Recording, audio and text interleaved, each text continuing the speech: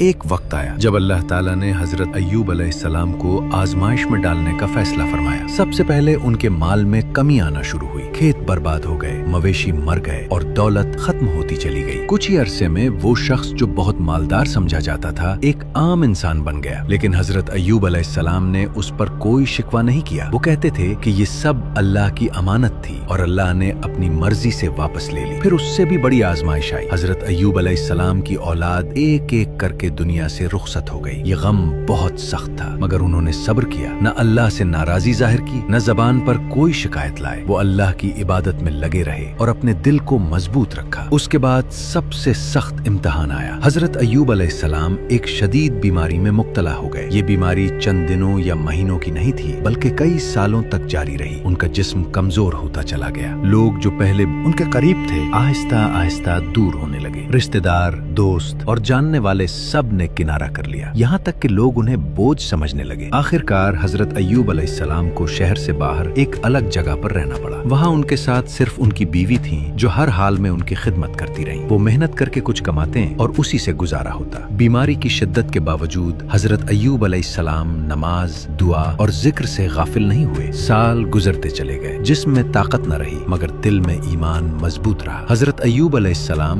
کبھی یہ نہیں کہتے تھے کہ میرے ساتھ یہ سب کیوں ہو رہا ہے۔ وہ جانتے تھے کہ آزمائش اللہ کی طرف سے ہے اور اس کا کوئی مقصد ضرور ہے۔ ایک وقت ایسا آیا جب تکلیف حد سے بڑھ گئی۔ تب حضرت ایوب علیہ السلام نے اللہ سے دعا کی۔ انہوں نے یہ نہیں کہا کہ اے اللہ مجھے شفا دے، بلکہ عاجزی کے ساتھ عرض کیا کہ مجھے تکلیف پہنچی ہے اور تو سب سے زیادہ رحم کرنے والا ہے۔ یہ دعا حکایت نہیں تھی، بلکہ اللہ پر مکمل بھروسہ تھا۔ اللہ تعالیٰ نے اس دعا کو قبول فرمایا۔ اللہ کا حکم ہوا کہ زمین پر پاؤں مارو۔ جب حضرت ایوب علیہ السلام نے ایسا کیا تو وہاں سے پانی کا چشمہ نکل آیا۔ انہیں حکم دیا گیا کہ اس پانی سے غسل کریں اور اسے پئیں۔ جیسے ہی انہوں نے اللہ کے حکم پر عمل کیا، بیماری ختم ہو گئی اور صحت واپس آ گئی۔ اللہ تعالیٰ نے حضرت ایوب علیہ السلام کو دوبارہ طاقت عطا کی۔ ان کا جسم ٹھیک ہو گیا، کمزوری ختم ہو گئی اور وہ پہلے کی طرح تندرست ہو گئے۔ اس کے بعد اللہ نے انہیں مال بھی عطا کیا اور اولاد بھی دوبارہ عطا فرمائی۔ جو کچھ چھن گیا تھا اللہ نے اس سے بڑھ کر واپس کر دیا۔ حضرت ایوب علیہ السلام کی آزمائش ختم ہو چکی تھی، مگر ان کا صبر قیامت تک کے لیے مثال بن چکا تھا۔ اللہ تعالیٰ نے انہیں صابر بندوں میں شمار فرمایا اور ان کا ذکر قرآن میں فرمایا تاکہ آنے والے لوگ اس سے سبق حاصل کریں۔ یہ واقعہ اس بات کی نشاندہی کرتا ہے کہ اللہ کی رحمت وہاں بھی پہنچتی ہے جہاں انسان کو صرف اندھیرا نظر آتا ہے۔